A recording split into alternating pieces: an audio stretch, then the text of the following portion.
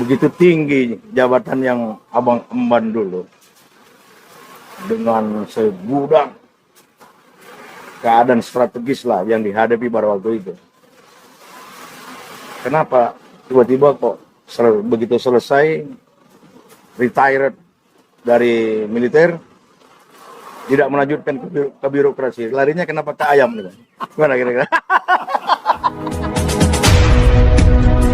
Teladan Nusantara.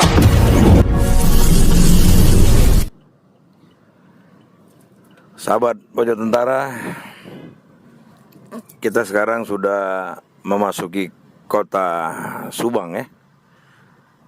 Dari pusat kota ini menuju ke lokasi sasaran hari ini masih 30 menit lagi.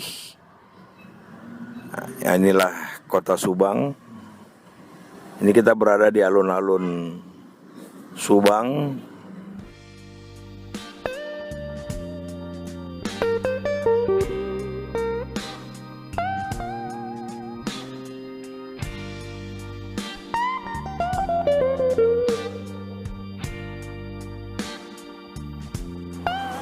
Sahabat, kita sudah masuk di lokasi kandang ayam. Mulai dari pangkalnya kita lihat seperti ini. Kita sekarang menuju ke kandang yang besar, yang di ujung, kandang nomor 5. Kita berbincang-bincang dengan pemilik kandang ayam ini. Apa yang dipersiapkannya selama ini, konsep dan strategi apa yang dia bangun dalam memelihara ayam telur ini. Kita lihat sana. Kita langsung menuju ke kandang besar ini. Luar biasa. Sahabat, kita naik ke kandang besar.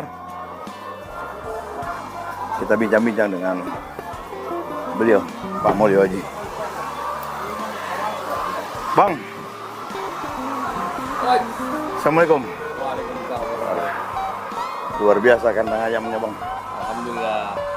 Ini sudah berapa lama digarap kandang ayam ini beserta usaha ini? Oke. Kalau kandang ayamnya dimulai dari tahun lalu, sekitar 1 tahunan. Ada kandang 1, 2, 3, 4, 5, dan 6. Oh, berarti 6 ya, bukan 5 ya? 6. 6 ya. 5, 6 ini kandang baru. 5 kandang tahun 2023. Ya. Kalau yang kandang 1, 2, 3, 4 tuh 2022. Itu ceritanya. Total ayam yang di kandang 1, 2, 3, 4 tuh 12.000. Yang ini 5.040, itu 5.040. Berarti sekitar 22-an ribu. 22.000. Kira-kira satu hari ini bisa menghasilkan berapa telur, Bang? Ini ayam telur ya? Ya.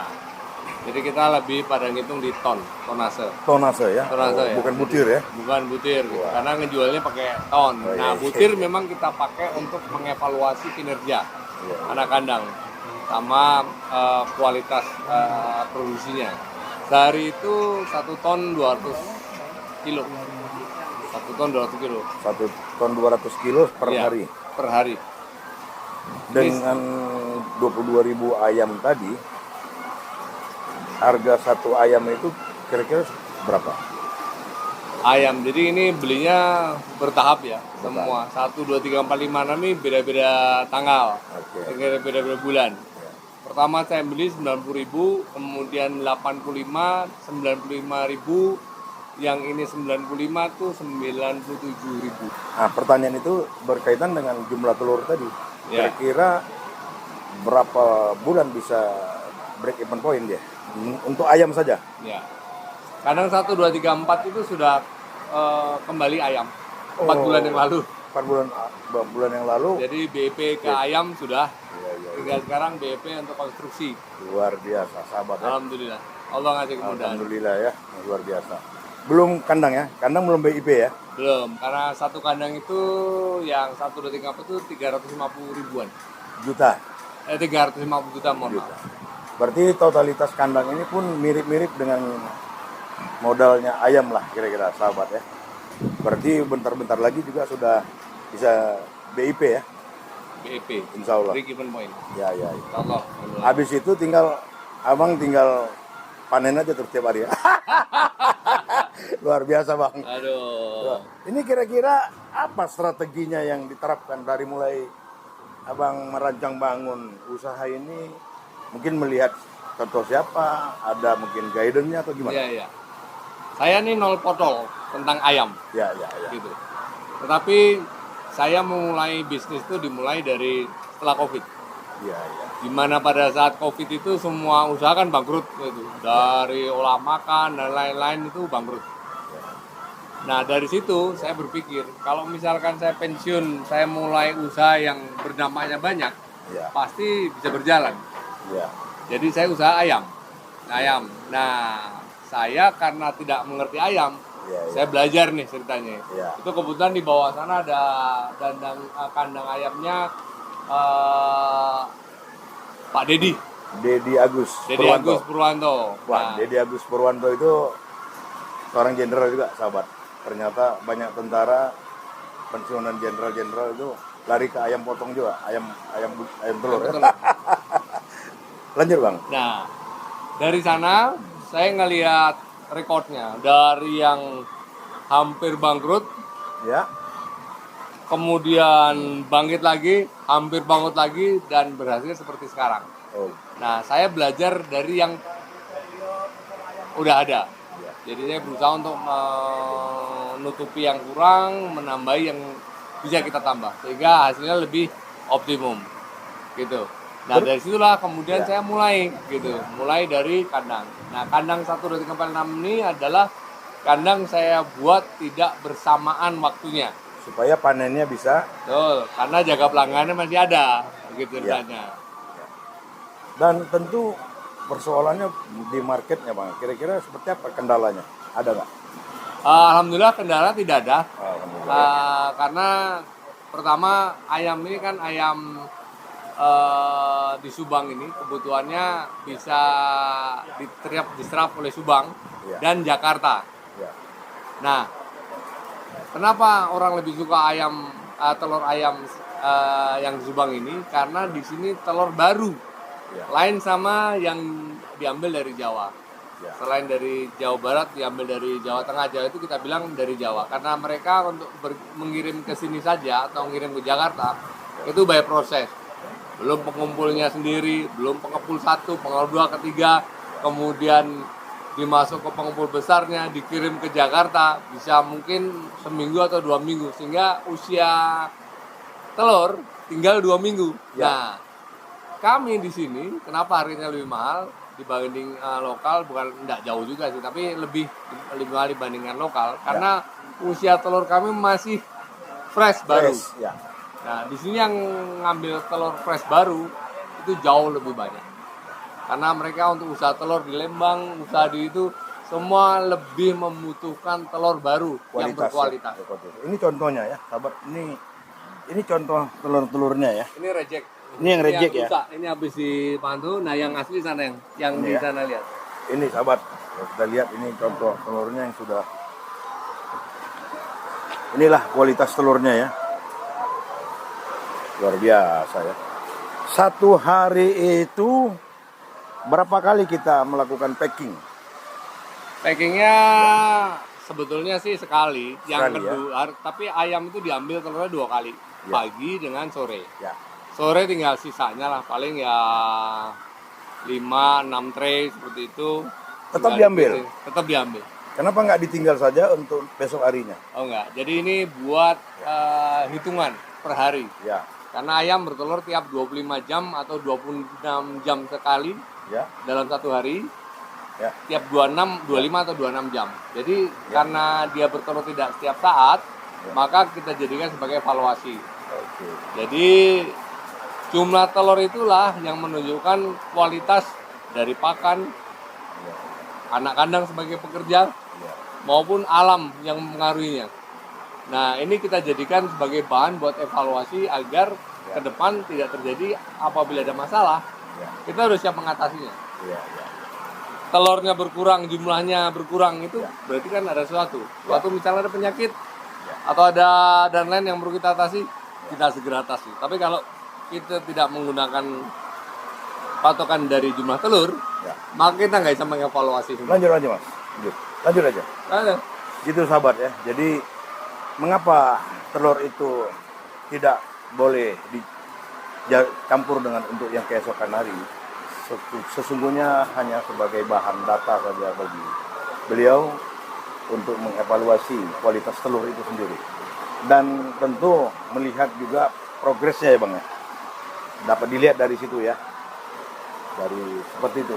Jadi memang betul-betul ini perlu manajemen yang ketat. Ini menerapkan manajemen seperti apa nih Bang? Saya manajemennya yang jadi kandang ayam itu membutuhkan manajemen yang ketat. Iya.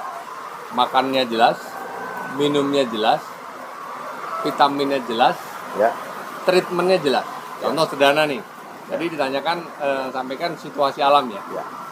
Waktu itu listrik mati kena petir, gitu kan. Dari kena petir saja, saya kehilangan 30 kg telur. Jadi belum ayam yang mati? Ayam mati nggak? Ayamnya nggak ada yang mati. Oke. Tapi 30 kg hilang. Hanya gara-gara petir meledak, kemudian bukan, petir meledak, instalasi listrik mati. Air nggak ada. Oke. Jadi air tadi berpengaruh terhadap jumlah telur. Nah, disitulah kita mengevaluasi. Loh, kenapa kok jumlah segini? Oh, lihat kemarin ternyata ada petir. Gitu. Kita lihat jumlahnya, ya benar. Gitu ceritanya. Jadi alam itu sangat berpengaruh terhadap berarti telur. Sistem manajemen di sini sangat dipengaruhi oleh seperti tadi ya, subsistem kelistrikan, air, pakan, kemudian packing, kemudian marketing, dan seterusnya. Itu ketat ya? Sangat ketat. Apakah ini mandiri atau mungkin bekerja sama dengan PT? Saya 100% mandiri. Wah, luar biasa sahabat. Saya 100% mandiri. Mandiri. Dan menggunakan CV sendiri terutama ya. Nanti bisa lihat namanya CV Indah Mulyo Mandiri. Maka di belakang Mandiri. Indah Mulyo Mandiri. Oh, luar biasa. Ini saya perlu menjelaskan juga bahwa ini pakan baru aja kita menggunakan pakan beli. Pakan beli. Tadinya kita pakan membuat sendiri, tapi karena di lapangan sekarang yang menjual jagung harganya luar biasa mahal, maka kita tidak lagi bisa memproduksi pakan secara maksimum karena yang jual jagung hampir tidak ada. Kalau toh ada harganya di atas Rp8.000, yang biasa kita beli cuman Rp5.000, Rp6.000. Terus telur-telur yang reject ini bagaimana? Dibuang atau masih dimanfaatkan juga? Telur reject ini, contoh yang ini. Ini telur pecah. Reject bukan karena pecah saja. Karena pecah ya. Nah, jadi ini sebetulnya isinya nggak apa-apa. Isinya nggak apa-apa nih. Tuh, dalamnya masih ketutup. Nggak apa-apa. Ya. Nah, ini ada yang nampung. Oh iya, tetap berharga juga ya. Tetap berharga, hanya kita tidak jual ke lapangan karena ini akan dihitung sebagai kalau orang jual kita di lapangan di sana dibilang, wah, peternakan ini jualnya telur pecah kan nggak enak. Nah, kita jual mereka yang mau beli tidak kita pakai branding kita, tidak, tapi kita bilang yang mau ngambil silakan, yang mau beli silakan. Gitu. Biasanya kita beli, mereka lebih suka membeli karena ini nggak ada masalah. Jadi kalau harga telur mahal itu biasanya orang-orang tertentu memilih yang seperti ini. Ini isinya sama, hanya bedanya nggak tahan lebih dari 1 minggu. Itu aja bedanya. Sama. Luar biasa. Nih sama pecah, ini kena ujungnya itu tray. Ujungnya di jari itu ya. Iya, ini pecah gitu. Kemudian sistem pelistrikannya bagaimana? Apakah PLN atau mungkin menggunakan yang lain? Saya menggunakan PLTS. Nanti apa bisa itu? lihat PLTS. Oh ya. Pembangkit listrik tenaga surya ada di sana. Nanti kita lihat, sahabat ya, kita lihat seperti apa pelistrikan di kandang beliau ini ya. Kita pakai 15.000 watt per hour, per jam. Dijamin tidak mati ya berarti ya? Insya Allah, kecuali kena petir instalasi putus atau hujan selama 2 hari baru kita nggak dapat listrik. Ya. Kemudian penampungan airnya juga di daerah mana? Jadi kami air nyelang Air bersihnya? langsung dari atas gunung. Kalau itu lihat itu air yang kita ambil dari gunung. Iya, iya. Langsung kita gunung sebanyak 2 kilo. Ini bagi 2 dengan Pak Dedi Agus. Purwanto ya. Begitu, sahabat, luar biasa. Banyak pembelajaran kita di sini. Dan beliau luar biasa terjun langsung ke lapangan. Dan beliau ini adalah seorang pekerja keras sebetulnya.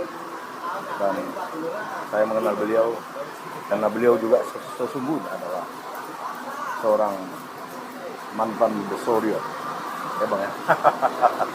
Jadi beliau juga Besorio berpangkat Jenderal, Letnan Jenderal TNI Purnawirawan Mulyo Aji MA, dan terakhir beliau adalah seorang pejabat teras juga di Menko Polhukam, orang nomor 3 di sana.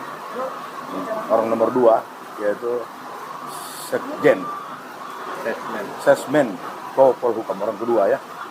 Kayaknya bicara ayam kita sudah kenyang juga di bang. Banyak pembelajaran. Jangan-jangan sepertinya yang bagusnya kita bicara tentang politik, hukum, keamanan di kandang ayam ini. Karena beliau ini pakar hukum ini, expert di bidangnya. Luar biasa. Kita mungkin jangan beliau udah lupa ini. Kita challenge dulu ya. Bang, ini di luar ayam nih, Bang. Sahabat Ojek Tentara, kita sudah banyak dengar tadi pembelajaran tentang ayam ini, ayam telur. Bagaimana Bapak Letnan Jenderal TNI Purnawirawan Mulyo Aji MA ini merintisnya dari awal hingga sampai seperti keadaan sekarang ini. Dan tentu beliau bekerja keras dan belajar dan mau mendengar para pakar atau yang paham dengan ayam ini. Sekarang kita bincang-bincang di luar ayam ini karena aslinya beliau ini adalah seorang mantan anggota militer yang jenius. Saya paham betul beliau, dan beliau ini adalah dulu pernah juga menjadi guru saya beliau. Beliau adalah mantan Pangdam Jaya Jayakarta, mantan asisten personalia Kasat, atau kalau kita sebut dengan ahlinya SDM lah, sumber daya manusia, dan mantan Sesmenko Polhukam, orang nomor 2 di Polhukam. Bang, saya mau tanya bang, begitu tinggi jabatan yang abang emban dulu, dengan segudang keadaan strategis lah yang dihadapi pada waktu itu, kenapa tiba-tiba kok begitu selesai retired dari militer tidak melanjutkan ke birokrasi, larinya kenapa ke ayam nih bang? Gimana kira-kira? Kita dengar dulu sahabat ya. Kok bisa itu dari keadaan begitu kok langsung lari ke kandang ayam ini, bagaimana kita? Mana? Jadi ceritanya panjang. Ya bang. Jadi kebetulan saya pensiun di waktu dimana sebentar lagi terjadi tahun politik. Iya. Gitu. Tahun ini tahun politik dimana segala sesuatu itu berkaitan dengan, pasti kaitkan dengan politik. Iya. Maka dari itu saya berpikir begini, kalau saya terjun ke politik lagi langsung begitu, Iya. dan saya adalah bukan kader partai manapun, Iya. sehingga kalau saya turun pun jadi nanti akan terjadi kesalahan begitu. Kesalahannya bukan salah apa, artinya begini, saya masuk orang baru begitu Iya, kan, iya. masih belum begitu paham situasi begitu kan, ya bisa aja main masuk, tapi kan sebetulnya harusnya ada proses gitu kan. Nah kemudian karena tahun politik juga, kebetulan saya lihat calonnya nih ceritanya. Iya. Calon presiden dan wakil presiden itu kebetulan saya kenal semua. Mantan rekan sejawat kerja ya. Ya, jadi ada yang misalkan 01, saya sangat paham dengan beliau, Pak Anies. Ya. Dulu saya Pangdam Jaya, beliau adalah Gubernur Gubernur. DKI Jaya, Ya. DKI Jakarta, dan saya sangat paham beliau. Ya. Gitu. Kemudian 02? 02, Ya. saya Pak Prabowo saya kenal. Atasan langsung. Karena beliau dulu adalah yang menyekolahkan saya ke Inggris. Iya, iya, iya. Gitu, sehingga saya bisa banyak pengetahuan, Ya. saya bisa berkembang itu beliau. Ya. Gitu kan. Dan 03? Nah, kemudian yang 03, kebetulan wakil presiden Sesmenko Polhukam sendiri. Jadi Saya dilematis. Sesmenko Polhukam, beliau Iya, luar Menko biasa. Polhukam. Ya, ya, ya, Nah, ya. tapi memang orang bertanya, terus lu golput? Kagak lah, saya pasti akan memilih gitu. Ya, Nanti lihat di waktunya. Ya, ya. Dan saya memang ditawari banyak hal, misalkan jadi komisaris, kemudian jadi masuk di partai sendiri dengan jabatan tertentu dan lain-lain. Saya bilang begini, Ya. saya sebaiknya tidak Ya. masuk ke sana. Kenapa? Ya kita kan, saya terutama, kalau saya menjadi komisaris di suatu BUMN, Ya. apalagi yang tingkatnya tinggi umpamanya, Ya. ya dampaknya pasti BUMN pasti ada kaitan dengan beberapa partai tertentu. Ya. Nanti pada saat pemilu ada masalah, daripada saya mikir dua kali, mending saya serahkan pada kawan-kawan saya yang lain begitu. Iya. Tuh, Luar biasa. gitu. Sahabat, inilah kalau kita lihat orang yang bijak ya. Jadi selalu berada pada sentralitas yang safety lah kira-kira. Kenapa? Karena memang tadi beliau sudah sampaikan, ke sini ini teman dekat, ke sini mantan atasan yang menyekolahkan, ke sini mantan orang nomor satunya, beliau wakilnya. Jadi ya, mendingan kita tidak ikut kemana-mana, tapi bukan golput, tetap akan memilih. Tapi pada waktunya tentu beliau pasti akan mempertimbangkan keadaan strategis di masa-masa yang akan datang. Begitu Bang ya? Ya, dan saya adalah orang yang tidak suka menyakiti, Ya. gitu. Daripada saya menyakiti, mending saya membuat sesuatu yang berdampak. Ya. Maka di desa Sukawari Subang ini saya bikin peternakan ayam Ya. dengan populasi 22.000 lebih ini. Supaya apa? Supaya bisa memberdayakan masyarakat di sini. Ya. Ya. Satu. Yang kedua, ke depan gitu kan. Karena kemarin habis Covid kan pada hancur semua. Nah, ini Ya. kesempatan saya masuk. Sehingga saya bisa bermanfaat buat orang lain, buat masyarakat di sini. Ya. Dan juga buat perekonomian Kerakyatan. semua. Iya. Sahabat, luar biasa ya. Jadi beliau segudang jabatan di luar, beliau dinanti orang, tapi beliau menolaknya, justru menjadi pejabat di kandang ayam, kira-kira begitu. Sahabat, kita lanjutkan betapa segudang jabatan telah menanti beliau di luar sana, tapi beliau dengan rendah hati menjadi seorang pejabat di kandang ayam memang. Ini kita kasih challenge dari pojok tentara kepada beliau ya. Bang, boleh saya tanya? Ya. Masih ada space nggak kan ayam untuk 1.000 ekor di sini? Artinya kalau bisa pojok tentara taruh 1.000 ekor di sini untuk biaya operasional pojok tentara lah kira-kira. Sahabat, kita dengar dulu apa katanya beliau mau membantu masyarakat sekitarnya, bagaimana Bang kira-kira? Ya. Jadi gini, ini adalah satu tempat seluas 4 hektar, hampir 4 hektar ya. Dari ujung nanti sana sampai ujung belakang ini ada 11 lagi. Nah itu kita, maaf, saya sendiri yang membelinya. Kemudian memang orang pikir wah ini miliaran nih, padahal harganya murah. Karena ini di gunung. Tadi kan sudah dijelaskan pada kawan Pak Mamrizar bahwa harganya tidak seorang bilang fantastis, harganya murah. Berapa satu?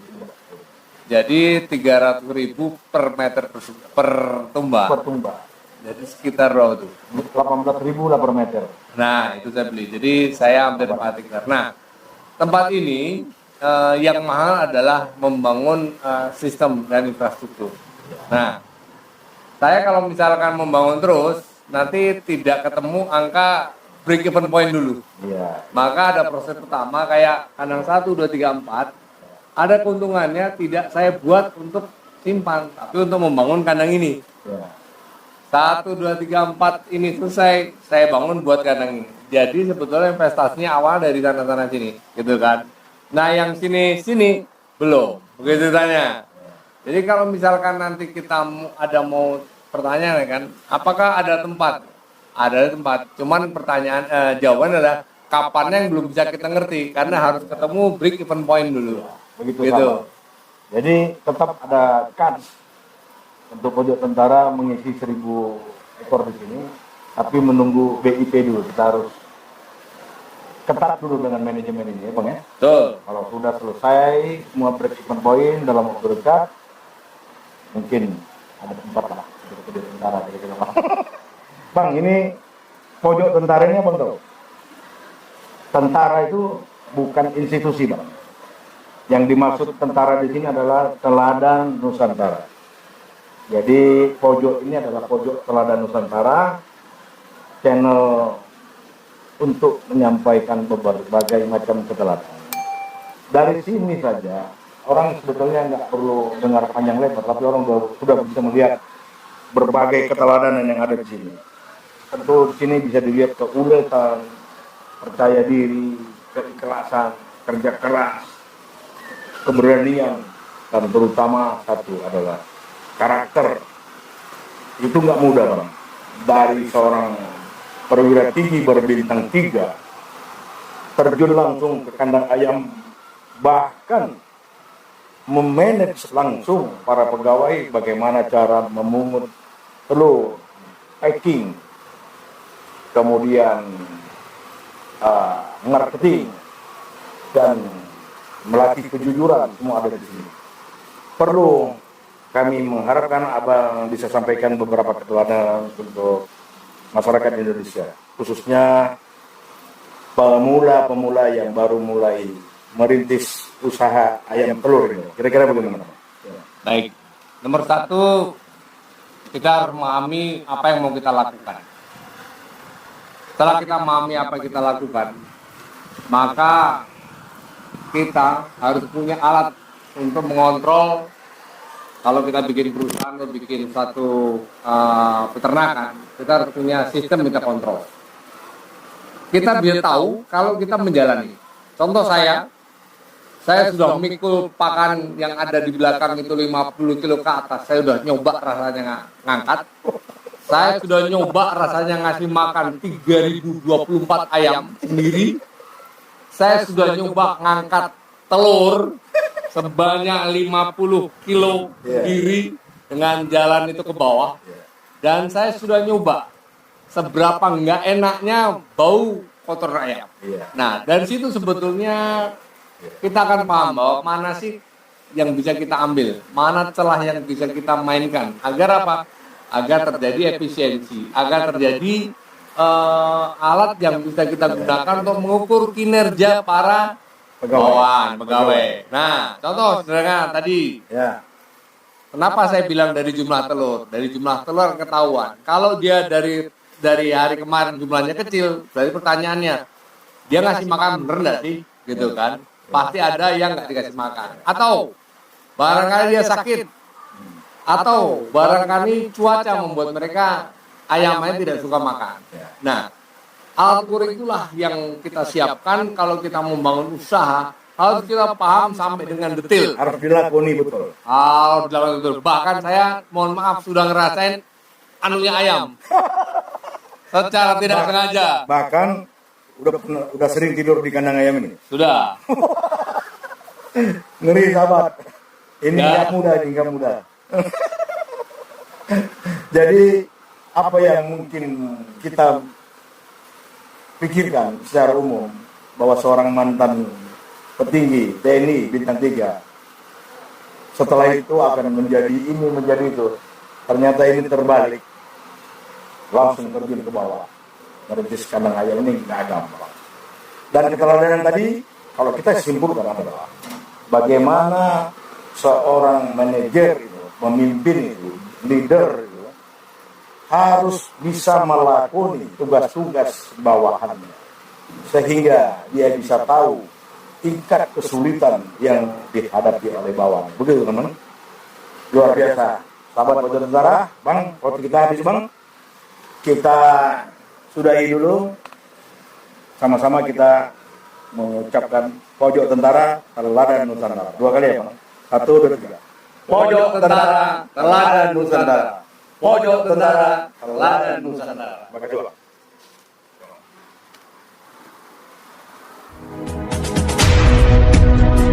Teladan Nusantara.